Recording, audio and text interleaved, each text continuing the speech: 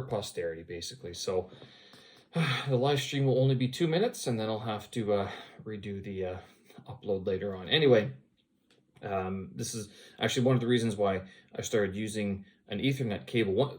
Sorry, let me back up. One of the things has killed my computer, my laptop, is that I'm now plugging in 2 monitors, hard drives, an Ethernet cable, a microphone, and a webcam or a cell phone camera into the system. And the battery was weak before, so it's been weak for about a year.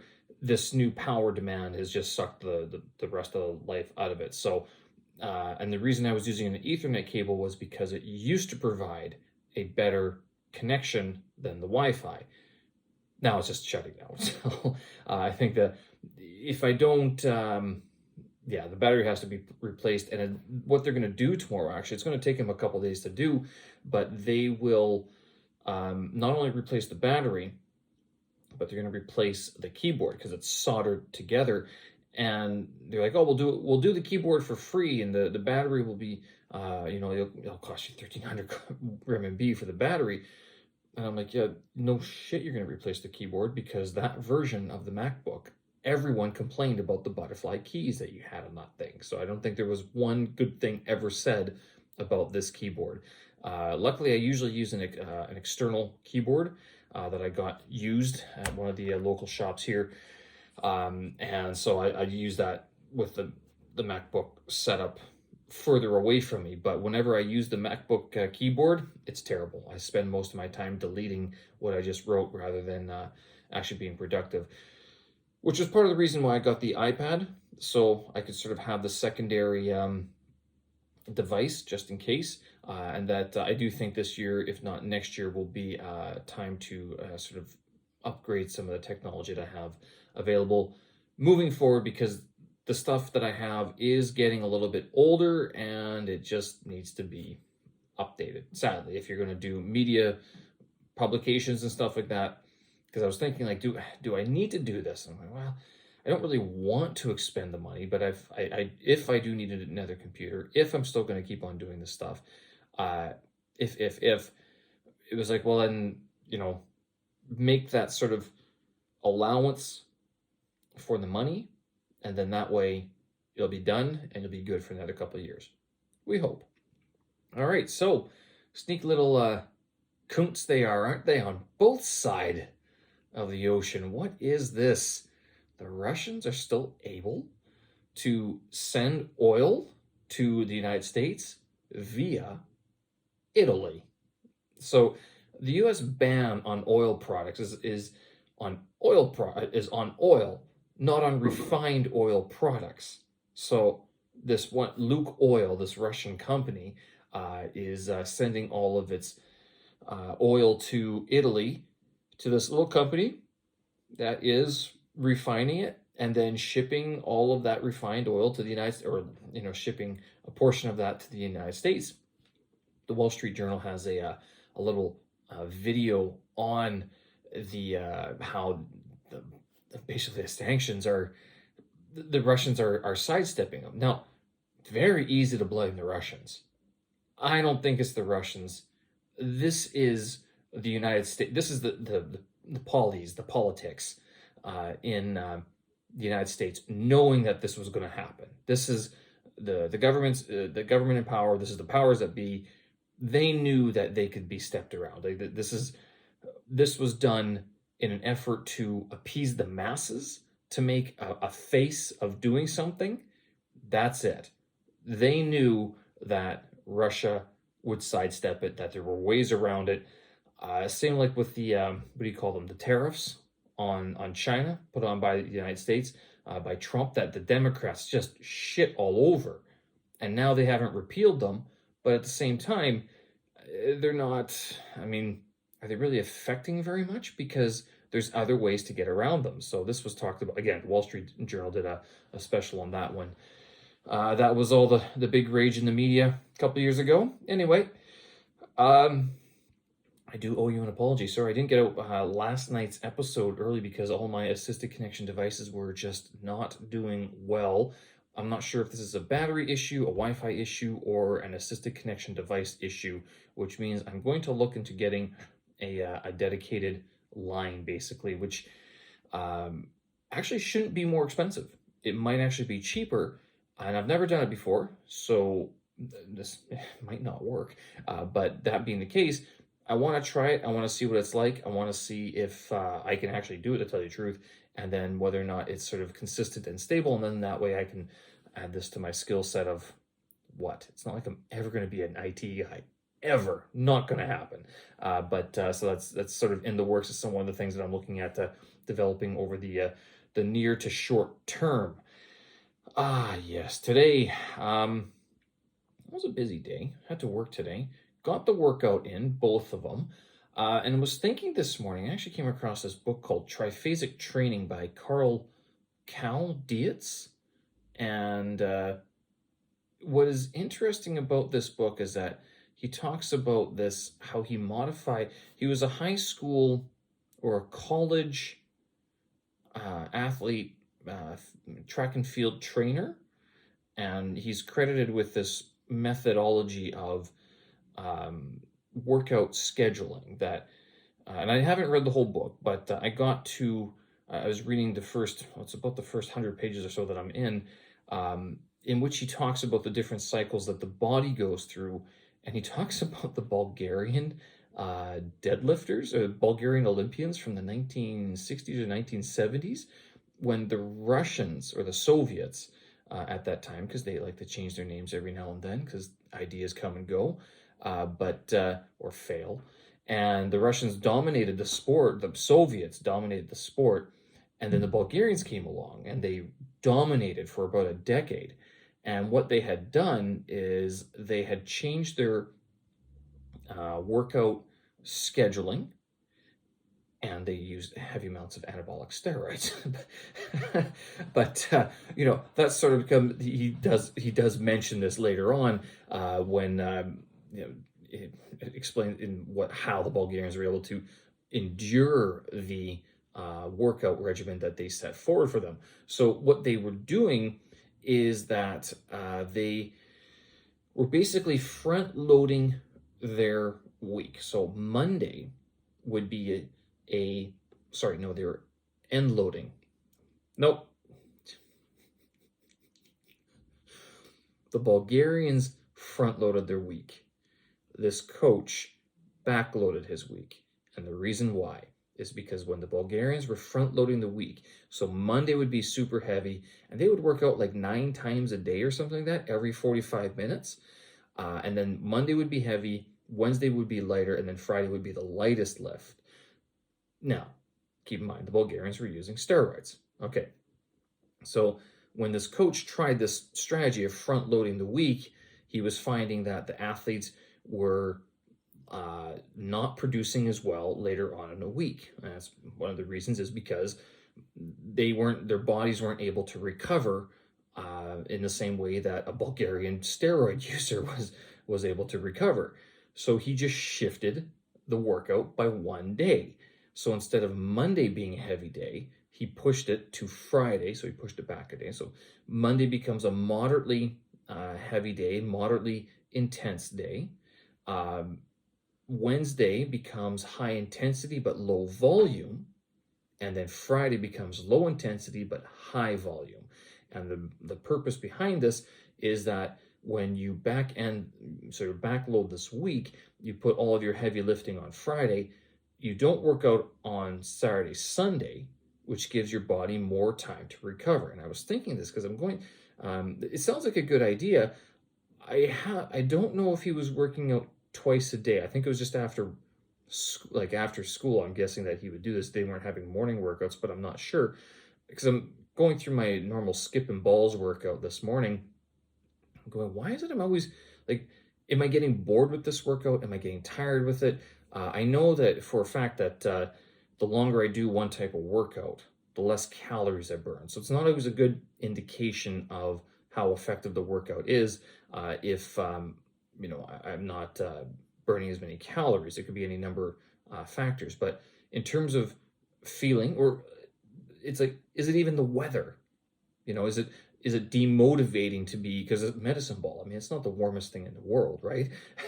It's plastic, it's vinyl covered. So touching this thing, and then when you're letting it sit there, and it sits there for 40 minutes before I actually use it out in the cold weather, and I can feel my fingers, they're getting all roughed up because of this thing. Now, do I keep on doing this workout? Do I modify it? Do I change the day? Do I change the timing? Do I change where I do it? Like, could I do this workout inside? Excuse me. So, so that's one aspect of it. The other aspect is, if I'm feeling not burned out, but like heavy on Wednesday, is it because of this that I'm burning myself out on Monday, or going too hard on Monday, not giving my body enough time to recover between the Monday afternoon lift session and the Wednesday morning workout session? It could be, but then I think of the CrossFitters and I go, well, I'm looking at their workouts, and I don't think my workout are very different from theirs, my training. Actually, I take off Tuesday and Thursday, so in that case, I'm not working out as heavy as them, as they are, because, they work out still on Tuesdays and Thursdays. They might take Thursday off, and Sunday might be an easy day.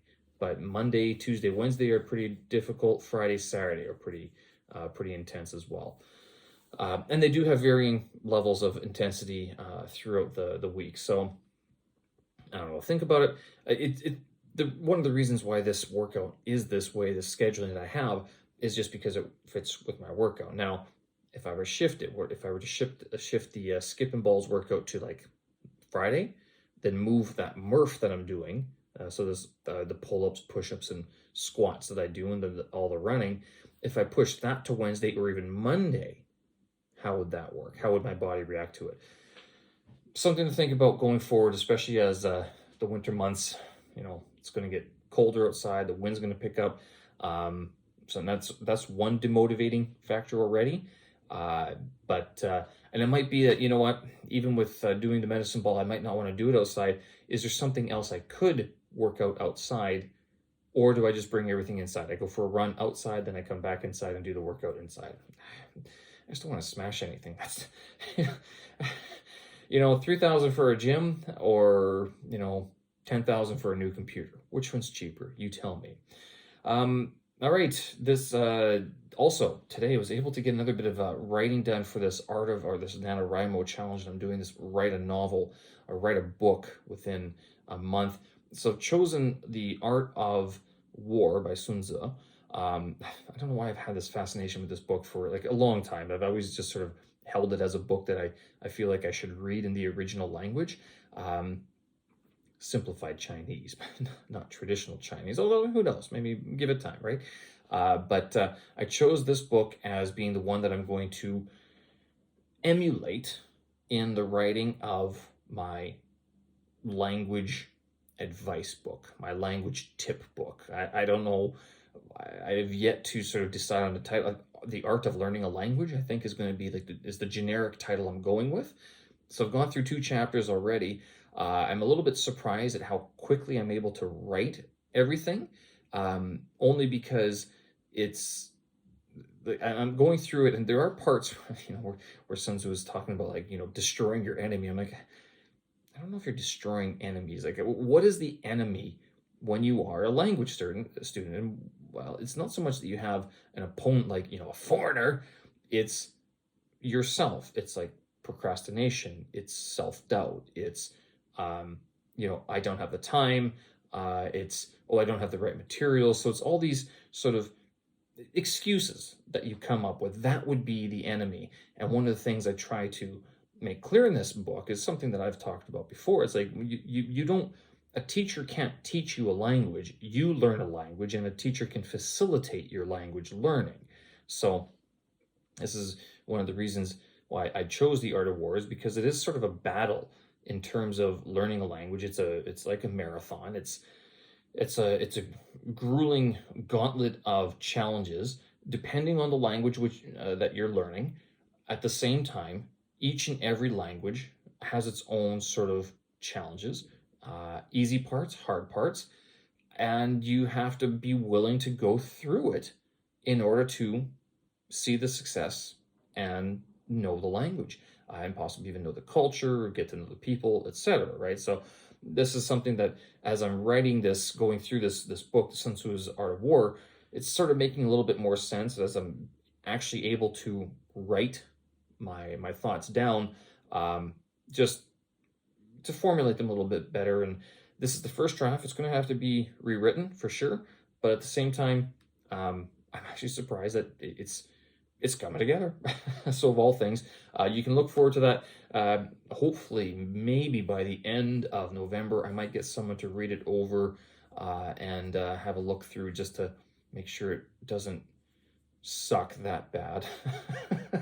But at the same time, I mean, I don't think this is anything really new, to tell you the truth. Matter of fact, I think it's a bunch of obvious observations that either I've made here or someone else has made along the way, and I'm just putting them all into this book and using Sun Tzu's Art of War as a guide, as a structural guide, and a bit of motivation and inspiration to write this content.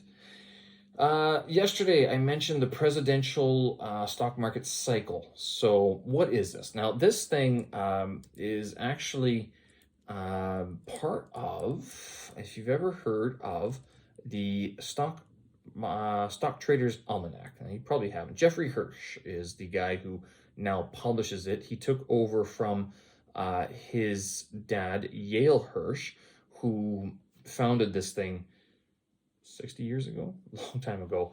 And they are actually credited with quite a few different aphorisms,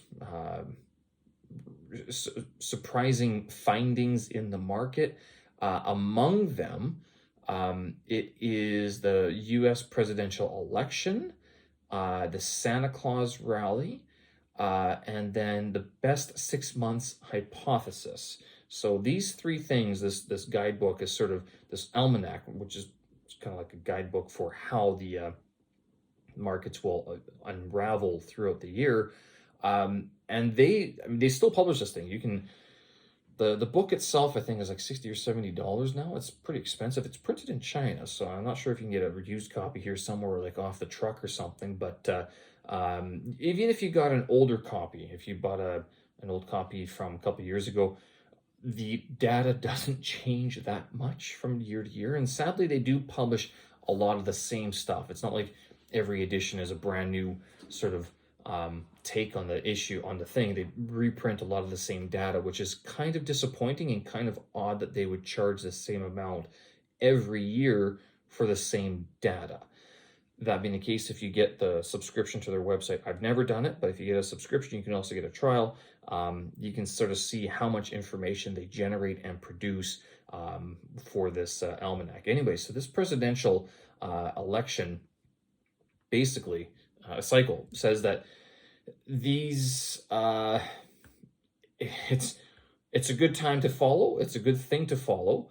And it deals with how the market tends to tank in the first 2 years of a U.S. president, a sitting U.S. president. The reason is because new president comes in, new policies get enacted, and the market starts to react, and the companies start to react to the changes in the taxation, the different policies, the different trade situation, as it were, given the political climate. And then the third and fourth year, not only are the companies used to it, but then the government changes focus. And instead of being very sort of, critical of companies, they become a little bit more accommodative, usually in an effort to seek re-election. And that's sort of the whole idea, is that, so first 2 years, they're like, well, got the election, don't care, right? We don't have to worry until the primaries, which are in November and coming up very shortly. But the last 2 years, so the second half of years number 3 and 4 of the presidential cycle, this is when the president himself, if he's in his first term, or he, it's never been a she, I guess, they start trying to goose the market a little bit. They try to support it a little bit more, become a little bit more accommodative, and whatever else needs to be done to sort of make sure that the returns are a lot better. And the 3rd year, which is what we're entering into, is the best year. I'm looking at this, year after the election plus up 6.7%, second year is up 5.8%, third year is up 16.3%, fourth year is up 6.7%. Now you're saying it's all up the entire time, adjusted for inflation.